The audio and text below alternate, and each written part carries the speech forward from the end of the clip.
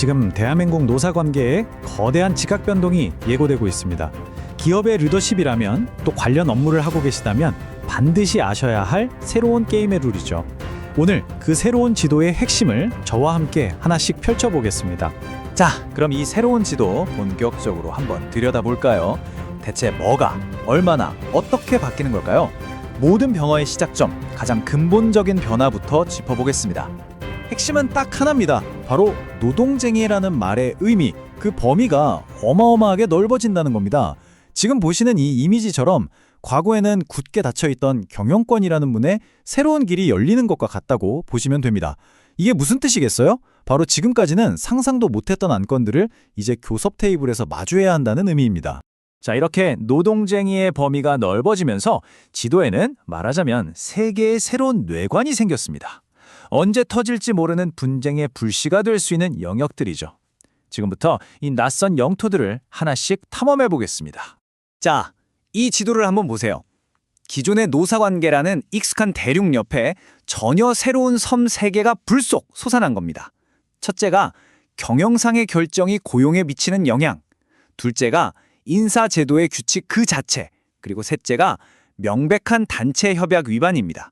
이 세 가지가 이제 새로운 교섭의 대상이 되는 겁니다. 첫 번째 영토부터 한번 가보죠. 경영 결정이 고용에 미치는 영향. 말이 좀 어려운데요. 쉽게 말하면 이런 겁니다. 회사가 M&A를 하든 공장을 닫든 그 결정 자체를 노조가 막을 수는 없어요. 그건 여전히 경영권이니까요. 하지만 그 결정 때문에 직원들 일자리가 위태로워진다? 그럼 그 결과에 대해서는 이제 무조건 노조랑 케이블에 앉아야 한다는 겁니다. 이 표를 보시면 그 차이가 확 와닿으실 텐데요. 예를 들어서 A전자가 사업부를 매각한다고 발표했다고 해보죠.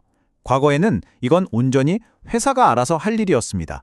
근데 이제는요, 발표하는 순간 바로 노조에서 우리 고용은 어떻게 할 거냐고 교섭 요구서가 날아올 수 있다는 겁니다. 물론 매각하지 마세요 라고는 못하지만 매각하더라도 정리해고는 안 됩니다. 직원들을 다른 부서로 보낼 때 기준을 같이 정합시다. 이런 요구는 이제 회사가 거부할 수 없는 정당한 안건이 되는 거죠. 자, 두 번째 새로운 영토로 넘어가 보겠습니다. 이게 또 굉장히 큰 변화인데요. 바로 인사 시스템의 규칙 그 자체입니다. 이게 무슨 말이냐면 특정 직원 한 명에 대한 개별적인 인사가 아니고요. 승진 기준이나 징계 절차, 비정규직의 정규직 전환 정책처럼 시스템 전체의 공정성과 객관성을 교섭 테이블에 올릴 수 있게 된 겁니다. 비물류 사례를 보면 이해가 쉽습니다. 노조가 김 과장 승진시켜주세요 라고 요구하는 건 여전히 교섭 대상이 아니에요. 개인의 인사 문제니까요. 하지만 우리 회사 승진 기준이 너무 깜깜이 아니냐, 어떤 항목으로 평가하는지, 가중치는 어떤지 공개하고 같이 좀 투명하게 만듭시다. 이런 요구는 이제 회사가 정당한 이유 없이 거부할 수 없게 됩니다. 마지막 세 번째 영토입니다. 명백한 단체 협약 위반.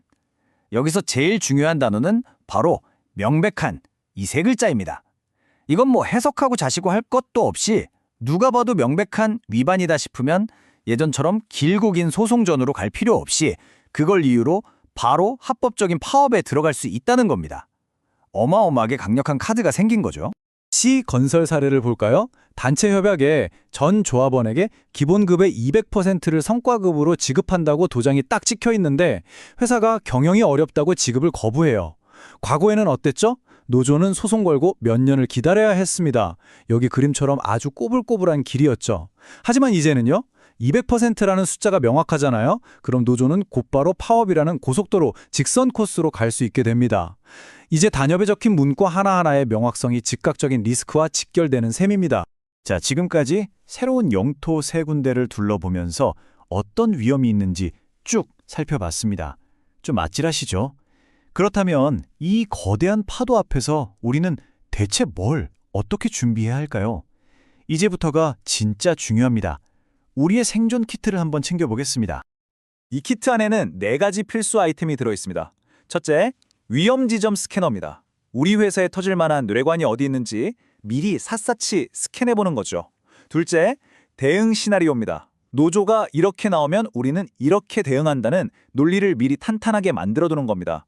교섭장에서 즉흥적으로 대응하면 백전백패입니다. 셋째는 기록 장비입니다.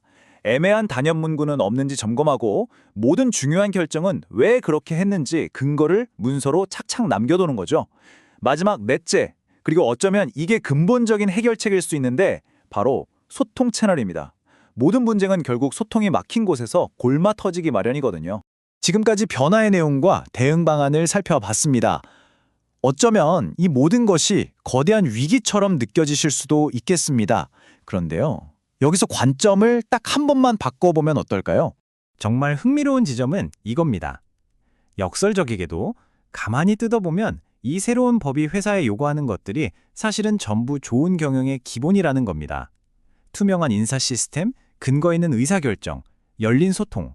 이거 법 때문에 마지못해 해야 하는 게 아니라 원래부터 잘 나가는 건강한 조직이라면 당연히 해야 했던 것들이잖아요. 다만 이제는 그게 하면 좋은 것에서 안 하면 큰일 나는 것으로 바뀌었을 뿐입니다. 2026년 3월, 우리 모두는 원하든 원하지 않든 새로운 노사관계라는 시대의 출발선에 서게 됩니다. 이건 피할 수 없는 거대한 흐름입니다. 그리고 이런 필연적인 변화 속에서는요, 결국 누가 먼저 이 새로운 지도를 펼쳐보고 누가 먼저 탐험을 준비하느냐에 따라 미래가 완전히 달라질 겁니다. 지금의 준비가 미래의 격차를 만든다는 것 꼭 기억하시기 바랍니다.